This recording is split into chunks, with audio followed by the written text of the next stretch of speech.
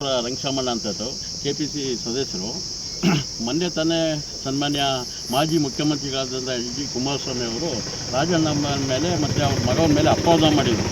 ಯಾಕೆಂತಂದರೆ ಗುಂಡ ರಾಜಕೀಯ ಮಾಡ್ತಿದೆ, ಗುಂಡಾಗಿರಿ ಮಾಡ್ಕೊಂಡು ರಾಜಕೀಯ ಮಾಡ್ತಿದ್ದಾರೆ ಅಂತ ಹೇಳ್ತಿದ್ದಾರಲ್ಲ. ಹಿಂದೆ ವೀರಭದ್ರಪ್ಪ 5 ವರ್ಷ ML ಆಗಿದ್ದರು. ಅವರು ಕಾಲದಲ್ಲಿ ಎಷ್ಟು ಕೆಲಸಗಳಾಗಿದೆ. ನಮ್ಮ ರಾಜಣ್ಣ ಸಾಹೇಬರು 2013ರಿಂದ 2018ಗೆ ML ಆಗಿರಲ್ಲ. ಅವಾಗ ಎಷ್ಟು ಕಾಲಿದೆ ಜನಗಳ ತೀರ್ಪು ಕೊಡಲಿ. ಯಾಕೆಂತಂದರೆ ರಾಜಣ್ಣ ಸಾಹೇಬರು 14,400 ಮನೆಗಳು ತಂದರು. ಇಡೀ ಮಧುಗಿರಿ ತಾಲೂಕನ್ನು ಸುಂದರವಾದ ನಗರ ಮಾಡಬೇಕಂತ ರಾಜಣ್ಣ ಸಾಹೇಬರು ಹೊರಟಿದ್ರು. ಯಾಕೆಂತಂದರೆ ಅವ್ರಿಗೆ SC ST ಮತ್ತು ಎಲ್ಲ ಸಮುದಾಯರು ಬಡವರು ಅಂತೇಳಿ ಅವರು ಬಡವರೇ ಅಂತ ರಾಜಣ್ಣ ಸಾಹೇಬರು ಹೇಳ್ತಾಯಿದ್ರು. ಈ ಒಂದು ವಿಚಾರದಾಗಿ ಬಡವರ ಪರವಾಗಿ ರಾಜಣ್ಣ ಸಾಹೇಬರು ಕೆಲಸ ಮಾಡ್ತಾಯಿದ್ದಾರೆ. ಆ ಒಂದು ಉದ್ದೇಶ ಇಟ್ಕೊಂಡು ಇವರು ಮಾಡಿರ್ತಕ್ಕಂಥ ಸೇವೆಗಳು ಮತ್ತು ಒಳ್ಳೆಯ ಅಭಿವೃದ್ಧಿ ಕೆಲಸ ಸಹಿಸಲಾರಾದರೆ ಏನಾದರೂ ಮಾಡಿ ತಂದೆ ಮಗನ ನಾವು ಇದು ಮಾಡಬೇಕು ಅಂತ ಹೇಳ್ಬಿಟ್ಟು ಸನ್ಮಾನ್ಯ ಮಾಜಿ ಮುಖ್ಯಮಂತ್ರಿಗಳಾದ ಕುಮಾರಸ್ವಾಮಿ ಅವರು ಈ ಬಗ್ಗೆ ಇದನ್ನು ದುರಾಂಕಾರಿ ಮತ್ತು ಗುಂಡಾ ರಾಜಕೀಯ ಮಾಡ್ತಾರೆ ಇದು ಅಂತ ಹೇಳಿದ್ರು. ಇದು ಸತ್ಯಕ್ಕೆ ದೂರವಾದಂಥ ವಿಚಾರ. ಯಾಕೆಂತಂದರೆ ರಾಜಣ್ಣ ಸಾಹೇಬರು ಯಾವ ವಿಚಾರದಲ್ಲೂ ಯಾವ ಇದರಲ್ಲೂ ಅವರು ಗುಂಡಾಗಿರಿ ಮಾಡಿಲ್ಲ. ಯಾಕೆಂದರೆ ಅವರು ಒಂದೇ ಒಂದು ಉದಾಹರಣೆ ತೋರಿಸಿದ್ರು. ಅವ್ರದ್ದು ಗುಂಡಾಗಿರಿ ಮಾಡೋದು ನಮ್ಮ ಹತ್ರ ಪುರಾವೆಗಳಿದೆ. ಅವರು ಹಾಸನದಲ್ಲಿ ಗುಂಡಾಗಿರಿ ಮಾಡಿ ಗೆಲ್ತಾ ಇದ್ದಾರೆ, ಮತ್ತು ರಾಮನಗರದಲ್ಲಿ ಗುಂಡಾಗಿರಿ ಮಾಡಿ ಗೆಲ್ತಾ ಇದ್ದಾರೆ. ಅವು ಗುಂಡಾಗಿರಿ ಮಾಡೋದನ್ನ ನಮಗೆ ಇಲ್ಲಿ ಗುಂಡಾಗಿರಿ ಮಾಡೋಕ್ಕೊಳ್ತಿದೆ. ರಾಜಣ್ಣವರು ಪ್ರಾಮಾಣಿಕವಾಗಿ ಮಧುಗಿರಿ ತಾಲೂಕಿನ ಜನರನ್ನು ಪ್ರಾಮಾಣಿಕವಾಗಿ ಇಷ್ಟಪಟ್ಟು ಅವರ ದಿನನಿತ್ಯದ ಸಮಸ್ಯೆಗಳನ್ನ ಬಗೆಹರಿಸಲು ಸಫಲರಾಗಿದ್ದಾರೆ. ಆ ಒಂದು ಕಾರಣಕ್ಕೋಸ್ಕರ ರಾಜಣ್ಣ ಸಾಹೇಬರು ಇವತ್ತು ಏನು ಸನ್ಮಾನ್ಯ ಮುದ್ದನ್ಮೇಗೌಡರು ಲೋಕಸಭಾ ಸದಸ್ಯರಾಗಿ ಆಯ್ಕೆ ಆಗೋದ್ರಲ್ಲಿ ಯಾವುದೇ ವಿಧವಾದ ಅನುಮಾನ ಇಲ್ಲ. ಯಾಕೆಂತಂದರೆ ರಾಜಣ್ಣ ಸಾಹೇಬರು ಮತ್ತು ಸನ್ಮಾನ್ಯ DK ಶಿವಕುಮಾರ್ ಸಿದ್ದರಾಮಣ್ಣವರು ನೀಡಿರ್ತಕ್ಕ 5 ಗ್ಯಾರಂಟಿ ಯೋಜನೆ ಮುಂದೆ ಇಟ್ಕೊಂಡು ನಾವೆಲ್ಲ ಕೆಲಸ ಮಾಡ್ತಾಯಿದ್ದೀವಿ.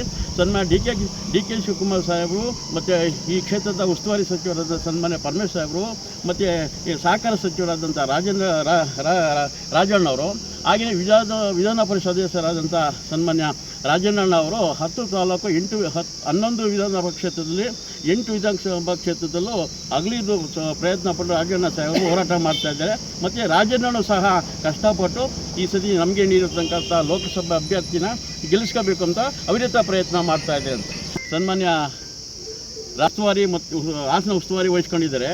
100ಕ್ಕೆ 101% ಹಾಸನದಲ್ಲಿ ಲೋಕಸಭೆ ಅಭ್ಯರ್ಥಿ ಶ್ರೇಯಸ್ ಪಾಟೀಲ್ ಅವರು 100ಕ್ಕೆ 101% ಗೆಲ್ತಾರೆ. ಇದರಲ್ಲಿ ಯಾವುದೇ ಅನುಮಾನ ಇಲ್ಲ. ಹಾಗೆಯೇ ಮಧುಗಿರಿ ತಾಲೂಕಿನ ತುಮಕೂರು ಜಿಲ್ಲೆಯ ವಿಧಾನ ಪರಿಷತ್ ಲೋಕಸಭಾ ಸದಸ್ಯರಾಗಿ ಅಭ್ಯರ್ಥಿಯಾದಂಥ ಸನ್ಮಾನ್ಯ SP ಮುದ್ದನ್ಮೇಗೌಡರು ಅವರು ಸಹ ಗೆಲ್ತಾರೆ.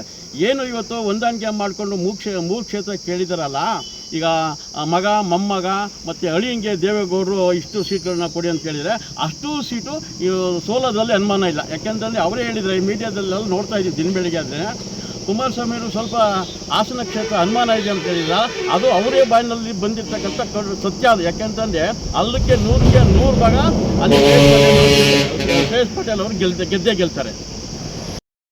ಲೋಕಸಭಾ ಸದಸ್ಯರಾಗಿದ್ದಾಗ ಮಧುಗಿರಿ ತಾಲೂಕಿಗೆ ಹೆಚ್ಚಿನದಾಗಿ ಅನುದಾನನ ಕೊಟ್ಟಿದ್ದಾರೆ. ಒಂದು ಉದಾಹರಣೆಗೆ ನಾವು ಮಧುಗಿರಿಯಿಂದ ನಾವು ಹಿಂದೂಪುರಕ್ಕೆ ಹೋಗಬೇಕು ಅಂತಂದರೆ ಸೋಮಣ್ಣ ಅವರು ಈ ಹೊರಗಿನವರು. ಯಾಕೆಂದರೆ ಸೋಮಣ್ಣ ಯಾರು? ಅವರು ಸೋಮಣ್ಣ ಈ ಕ್ಷೇತ್ರದ ಅಭ್ಯರ್ಥಿ, ಈ ಕ್ಷೇತ್ರದ ಸದಸ್ಯರೇ ಅಲ್ಲ. ಯಾಕೆಂತಂದರೆ ಅವರು ಬೆಂಗಳೂರಿನಲ್ಲಿ ಇದ್ದಂಥವ್ರು. ಮೊನ್ನೆ ಚಾಮರಾಜನಗರದಲ್ಲಿ ಸೋತಿದ್ದಾರೆ, ಸನ್ಮಾನ್ಯ ಸಿದ್ದರಾಮಣ್ಣ ವಿರುದ್ಧವಾಗಿ ನಿಂತು ಸೋತಿದ್ದಾರೆ. ಮತ್ತು ಇವಾಗ ವರ್ಷದಲ್ಲಿ 3 ಎಲೆಕ್ಷನ್ ಮಾಡ್ದಾಗ ಬಂದಿದ್ದಾರೆ. ಇಲ್ಲೂ ಸೋಲೋರಿಗೆ ಕಟ್ಟಿಟ್ಟ ಬುತ್ತಿ. ಯಾಕೆಂತಂದರೆ ಅಲ್ಲೂ ಸೋಲೋದವನು ಇಲ್ಲೂ ಸೋಲೋನು ಅಂತ ಹೇಳ್ಬಿಟ್ಟು 3 ಸತಿ ಸೋತು ಮುಕ್ತಾಯ ಆಗೋಗ್ತದೆ. ಹಂಗಾಗಿ ಇವತ್ತು ಮುದ್ದನ್ಮೇಗೌಡರು ತುಮಕೂರು ಜಿಲ್ಲೆ ಲೋಕಸಭಾ ಕ್ಷೇತ್ರದ ಅಭ್ಯರ್ಥಿಯಾಗಿ ಗೆಲ್ಲೋದ್ರಲ್ಲಿ ಯಾವುದೇ ವಿಧದಂಥ ಅನುಮಾನ ಇಲ್ಲ.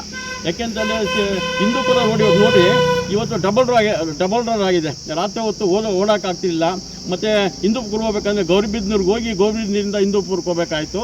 ಆ ನಿಟ್ಟಿನಲ್ಲಿ ಸನ್ಮಾನ್ಯ ರಾಜಣ್ಣ ಸಾಹೇಬರು ML ಆಗಿದ್ದಾಗ ಮತ್ತು ಮುದ್ದನ್ಮೇಗೌಡರು MP ಆಗಿದ್ದಾಗ ಈ ರೋಡು ಭಾಳ ಆನಂದವಾಗಿ ಚೆನ್ನಾಗಿ ಇವತ್ತು ಹಗಲು ರಾತ್ರಿ ವೆಹಿಕಲ್ ಓಡಾಡೋಂಗೆ ಮಾಡಿರ್ತಕ್ಕಂಥದ್ದು ಮತ್ತು ರಾಜಣ್ಣ ಸಾಹೇಬರು ಮತ್ತು ಮುದ್ದನ್ಮೇಗೌಡರು ಸಹ ಮಾಡಿದ್ದಾರೆ ಸರ್.